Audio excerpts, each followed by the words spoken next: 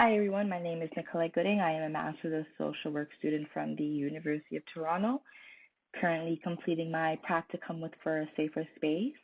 And today we'll be exploring what human trafficking is, what it is not, and also resources to support folks if you become aware that somebody may be becoming human trafficked.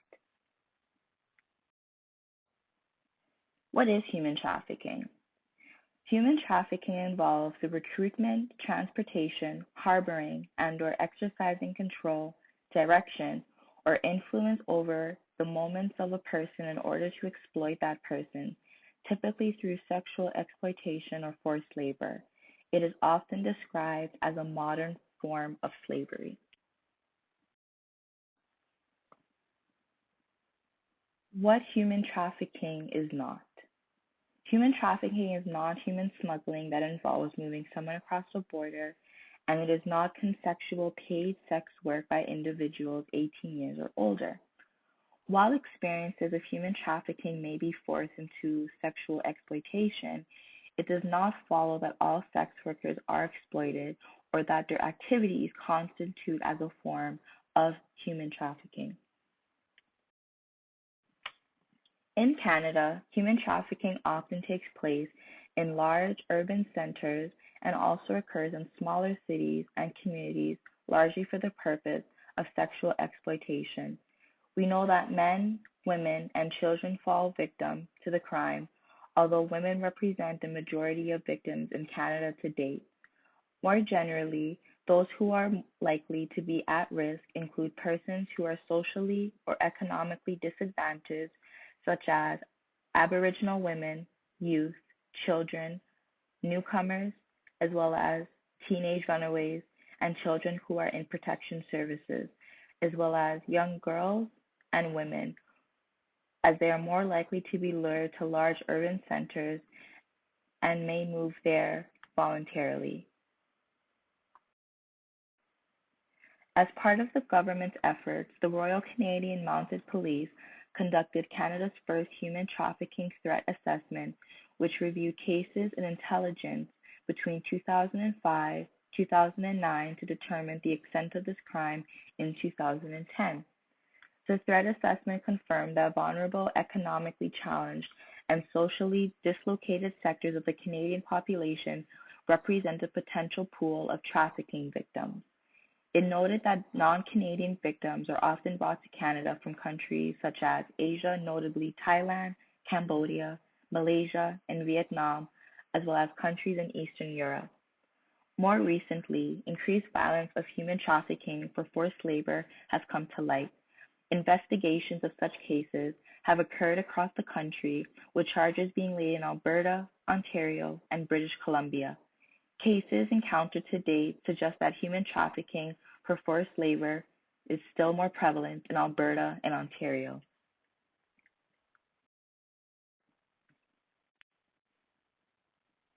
The threat assessment was the first significant overview identifying trends in Canada, providing strategic guidance for enforcement efforts. It has also guided government action by strengthening policies and programs to better prevent and combat human trafficking, address the needs of survivors, and target the traffickers themselves. The Canadian Mounted Police conducts threat assessments on this crime on an ongoing basis. Obtaining cooperation from survivors of human trafficking have particularly been challenging for law enforcement. Survivors of human trafficking are usually in the country alone, do not have family or a support system, and may also face language barriers. They may not see themselves as victims of human trafficking, and in most cases, they are skeptical and see very value in cooperating with police. So it's important to remember, again, some barriers are lack of social support, language barriers, historical trauma with authority figures, and they do not see themselves as victims.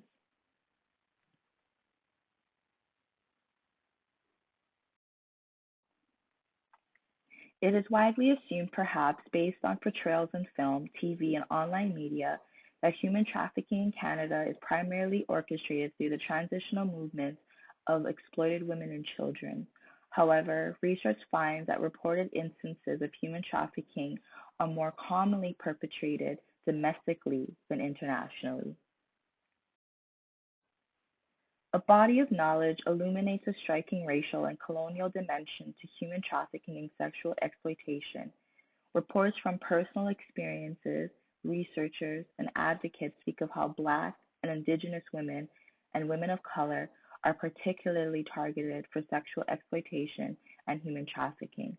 It is important to remain mindful of these historical and racial injustices as to not dismiss their experiences and validate their stories.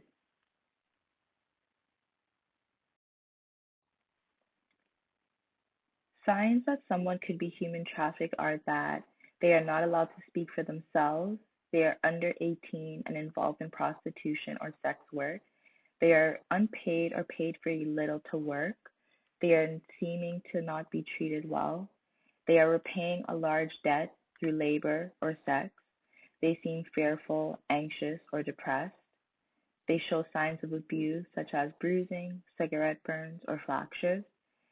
They may have tattooing or branding symbols, particularly names.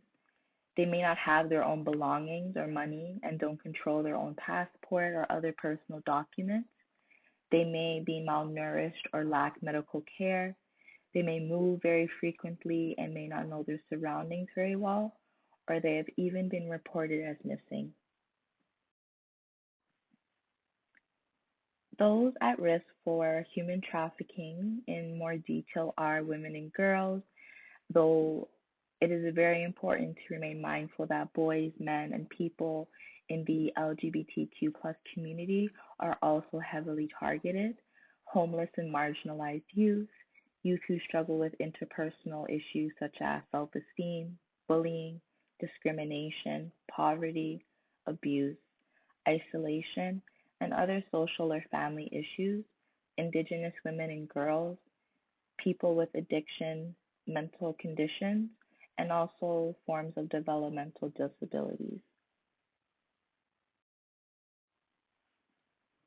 In order to get some support in Canada, it's important that know the phone number for the Canadian Human Trafficking Hotline, and people can also receive information as well for their local agencies by calling that hotline at 1-833-900-1010. Thank you for taking the time to watch this video. I hope it was helpful. All the best and take care.